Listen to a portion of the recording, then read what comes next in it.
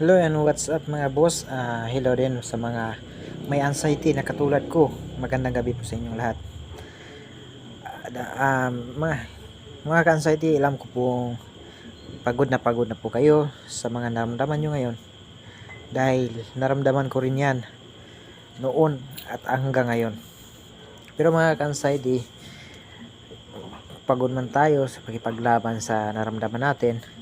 Pero ayos lang po yan mga ka-anxiety. Isipin lang po natin, po tayo na umaasa pa rin po sa atin. Kaya mga ka-anxiety, lumalaban pa rin tayo. Laban lang hanggang sa tayo gumaling. Hindi naman po to pang habang buhay mga ka-anxiety. Alam na alam ko po yun dahil sa kabila ng lahat ng naranasan ko, sobrang lala ng naranasan ko. Pero hito ako ngayon mga ka-anxiety. Pagaling na at malaki na po yung improvement sa katawan ko. At alam ko rin mga ka-anxiety, kayang-kaya nyo rin yan. At hindi tayo magpatalo nito mga ka-anxiety. Dahil kung tayo magpatalo nito, tayo rin yung kawawa mga ka-anxiety. Kaya mga ka-anxiety, lumalaban tayo, laban tayo. Huwag tayong magpatalo hanggang sa huli. At dahil alam naman natin na may kanya-kanya tayong pamilya na umaasa sa atin, kaya mga ka-anxiety, kuhanan po natin ng lakas ng loob yung pamilya natin at yung mga nakapaligid natin ng mga tao na nangangailangan din ng tulong natin.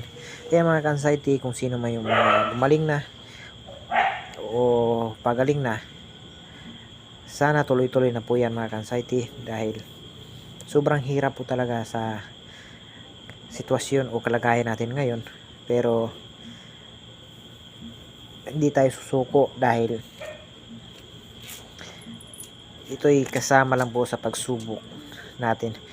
Dahil habang sinusubok tayo ng panahon, lalo naman tayong pinatatag at pinalakas ng ating Panginoon. Kaya mga ka-anxiety, laban lang, lagi magdasal, kumain ng tama, huwag na tayong pabaya sa katawan natin. Dahil isa na po ito sa mga paalala sa atin ng Panginoon na kailangan natin maging